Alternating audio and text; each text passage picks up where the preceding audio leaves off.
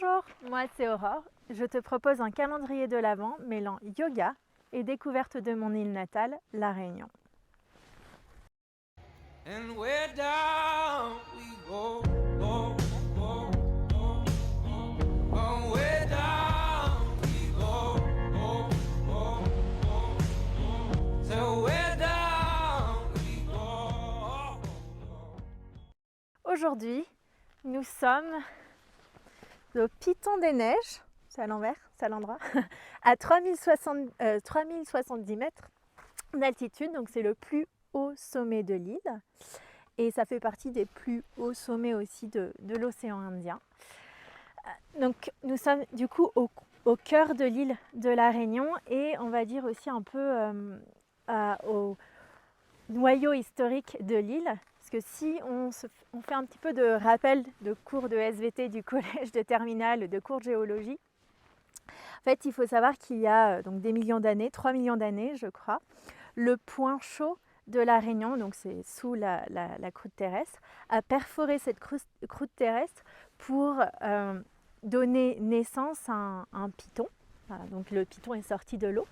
Et donc au fur et à mesure des activités volcaniques, des éruptions, et donc les laves ont coulé le long du piton et ont formé au fur et à mesure une petite île autour de ce piton, donc autour du piton des neiges. Et donc cette petite île, c'était l'île de La Réunion qui était en train de se créer au fur et à mesure.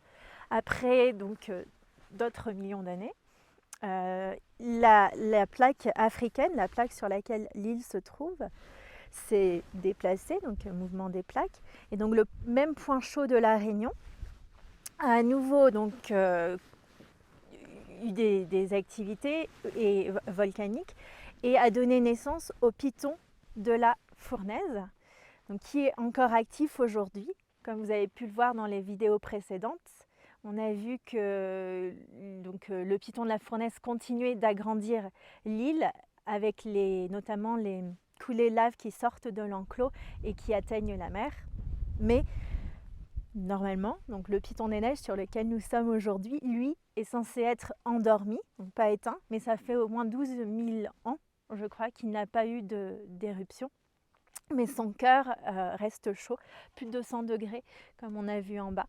Le piton des neiges, c'est aussi important pour comprendre un petit peu la géographie et la topologie plutôt de l'île, parce qu'au fil du temps, donc les chambres magmatiques qui étaient sous le piton des neiges se sont effondrées et avec l'érosion, on crée les 3 cirques qui sont bien connus à La Réunion, le cirque de Salazie, de Sillaos et de Mafat. Donc ce sont ces cirques, ces reliefs qui nous permettent d'avoir énormément de possibilités de randonnée aujourd'hui dans l'île. Il fait très froid, je suis désolée, je tremblote un peu. Du coup, on va vite passer au yoga.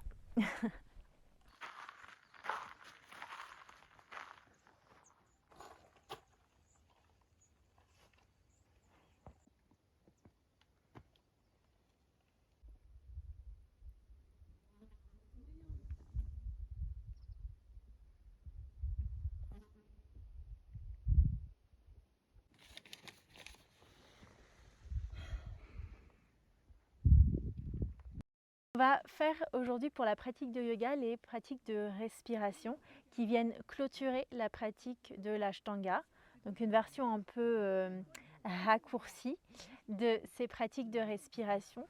Mais ce sont des exercices aussi que vous pouvez répéter même le matin au réveil ou le soir avant de vous endormir pour essayer de calmer un petit peu le système nerveux et de se préparer à une détente longue.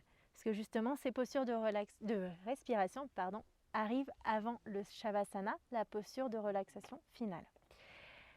Donc, si vous arrivez à faire le lotus, vous allez vous installer en lotus. Sinon, on peut simplement croiser les jambes. On va essayer de ranger les pieds juste sous les genoux pour utiliser les pieds comme des petites étagères. Si cette position est également un petit peu difficile, si vous avez les genoux qui restent très élevés, vous pouvez glisser une pile de livres ou un bloc sous le bassin pour surélever le bassin et aider le bassin à se verticaliser. Donc si vous êtes en lotus, on commence traditionnellement par la jambe droite en lotus. On vient mettre la jambe gauche par-dessus. Okay.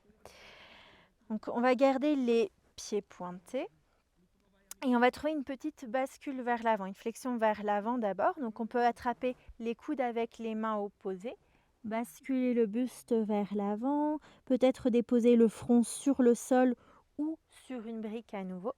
Si les bras sont assez échauffés, hop, on vient attraper les orteils avec les mains opposées et on trouve une bascule vers l'avant, une flexion. Okay. On inspire par le nez et on expire par le nez lentement. Vous pouvez tenir 10, voire même 20 respirations. Aujourd'hui, on va tenir moins longtemps. Okay. Mais n'hésitez pas, par la suite, lorsque vous êtes habitué à cet exercice, à tenir 10 à 20 respirations ici.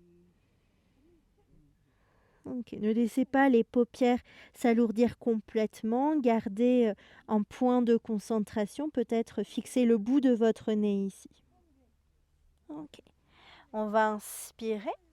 On se redresse. Expire, vous allez relâcher les mains. Éventuellement, on vient déposer les mains à plat sur le sol. On dirige les doigts vers les doigts vers l'avant. On presse les paumes de main et on va gonfler la cage thoracique, bomber le torse. Vous allez soulever le visage.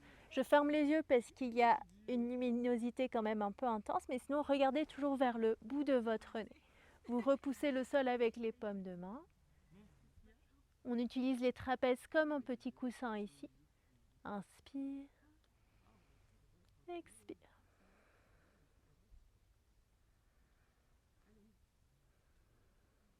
Donc, vous pouvez vraiment relâcher la tête si la nuque est OK. Inspire par le nez. Expire par le nez. Inspire, on va se redresser.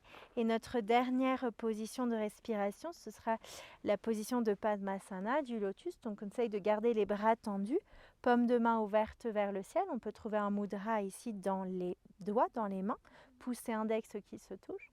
Vous allez refermer le menton vers le creux de la gorge pour allonger la nuque. Et on fixe à nouveau le bout du nez. Okay, on essaye de ne pas partir, de ne pas se relâcher.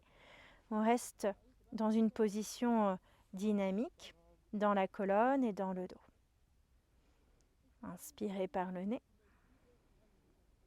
Expire par le nez.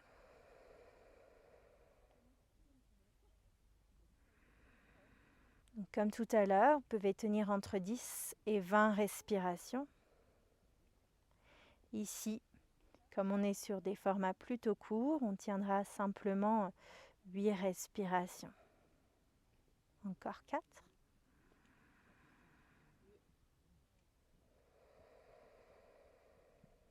3.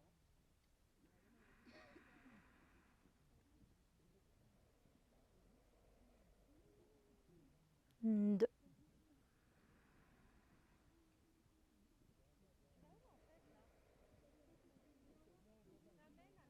Dernière respiration.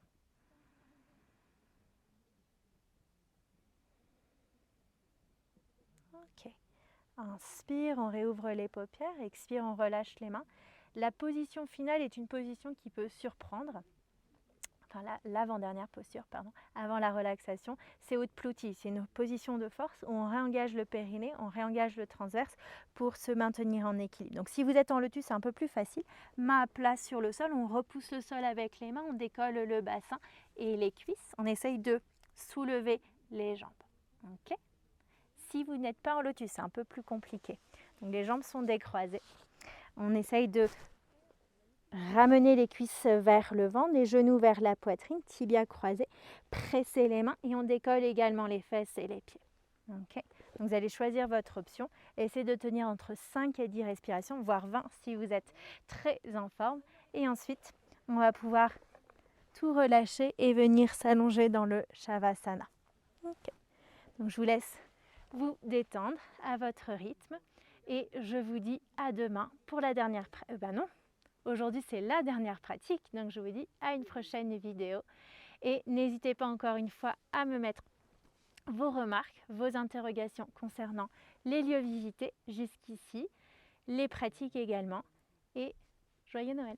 And where down we go, go.